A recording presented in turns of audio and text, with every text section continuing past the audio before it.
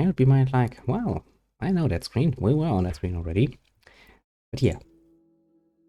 The first episode was basically just me playing around, so now I redone things. Pretty much the same as before, just, you know, changing a bit more on the damage focus, because I now take my little Flames of Devotion. Because, you know, fire sounds pretty damn sweet. Beep.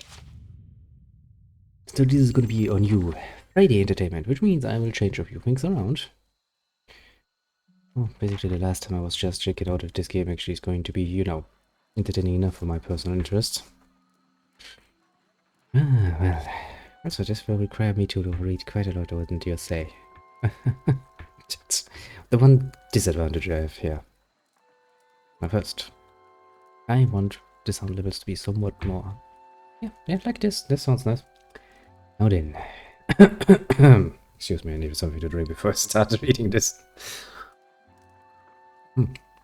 Yeah, better. Now then.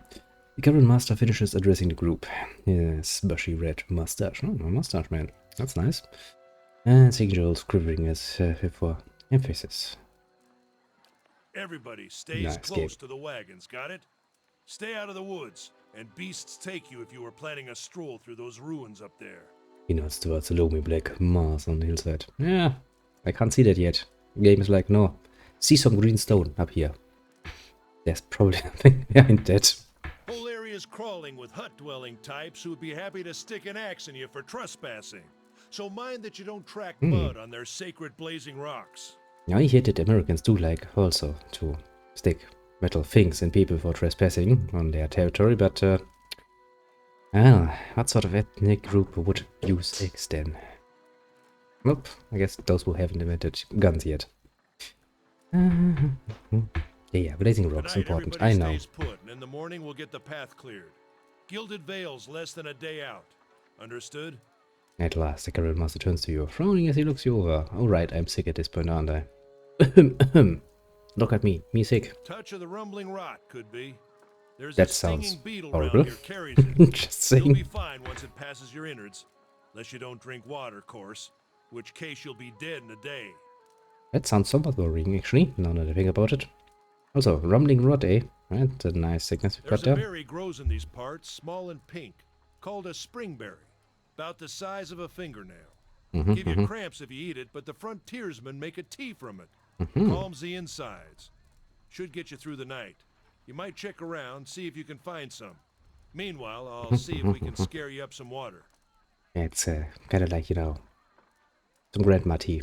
It just works. You don't know why it does, but it just works. Also, never try to eat the ingredients. I know you want to hunt before it gets much darker. But see about refilling our water first. Got a sick one here. Odema looks always sure that his assistant, an lanky, intense man, named Sparfo, who carries an old sun-bleached bow. Take care of your equipment, bitch. I just hope the bow is not gonna break at a critical point. That's in direction, 12 nonsense, let's the ball over. Yeah, get me some water. Each. So where can I find those berries? Very important. They grow on a bush that's common around here, kind of funny looking. You'll know it when you see it. Doubt you'd have to go far off the road to find one. Bitch, please. That is not a descriptive factor. Everything is funny looking. You have funny green rocks in the background for... bloody hell's sake. Come on. I mean, seriously, I'm stranger to his lens and he's like, it's kind of funny looking. Yeah, no shit. Everything is kind of funny looking here. People sometimes.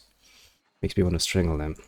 Not if you hurry about your business. That's not dangerous out there. It's good to know.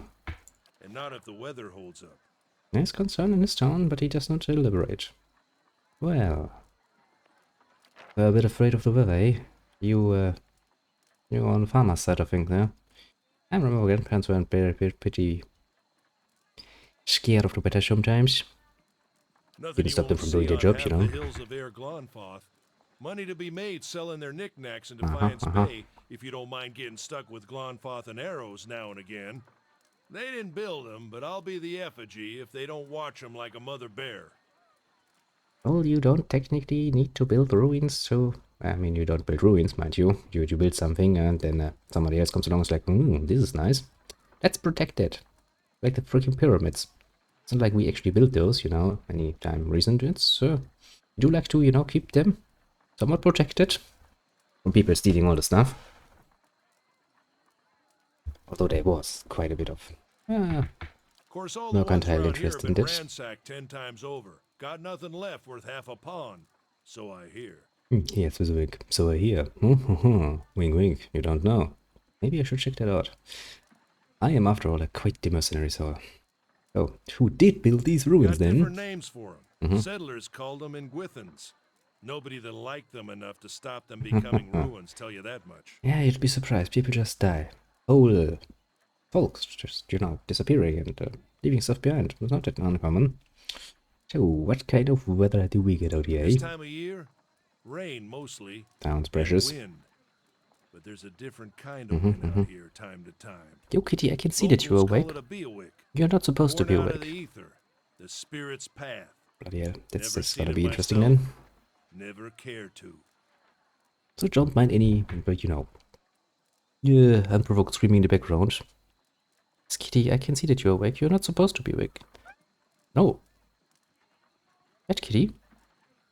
Don't strike at the hand that feeds you, because that hand is then going to feed you. We talked about this. But back to game. So, what are these huge rocks? Actually, that's a very good question. Those things are, you know, kind of distinctive.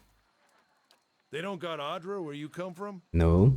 Well, it just grows up out of the ground like this. You get green rocks here, yes. They're sold because they're pretty. Some of it all the way to the heart of the world. No, that Kitty. Go away, I tell you.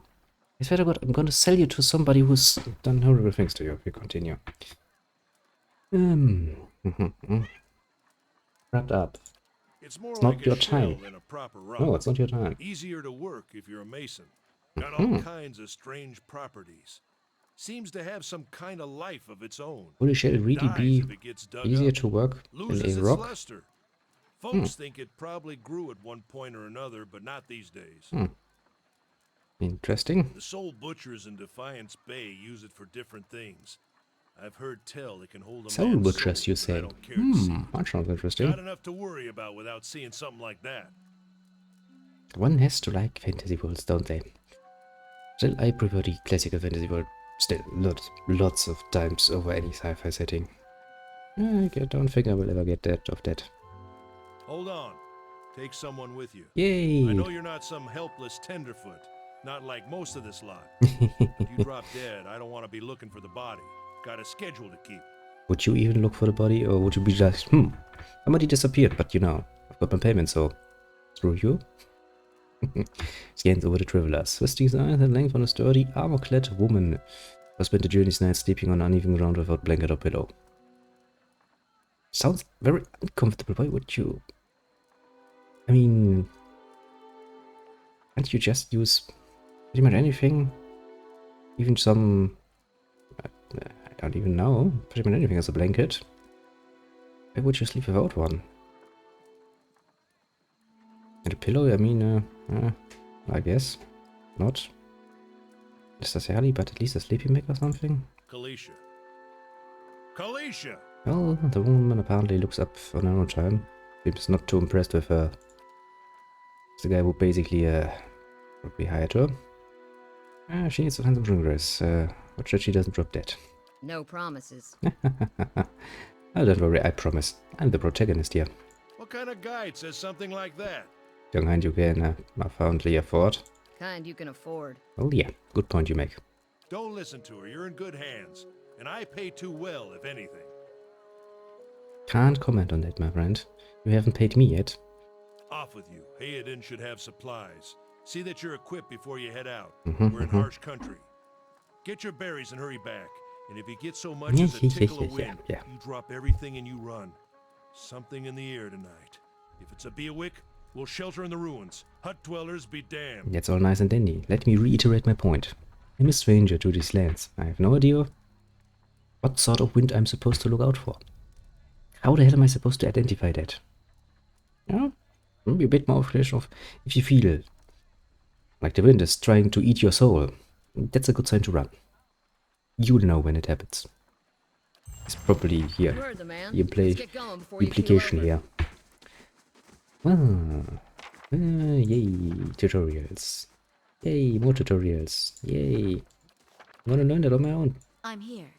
Well, that was easy. Now I can move. Probably can attack stuff. And yeah. Well, that makes it easy. No. Is this talk button? No. Go on then, before it gets too dark. This talk button. Okay. I'll handle this. I'll have this open in no time. Yeah, no, you don't. You tell me just it's I'll locked. handle this. Can I?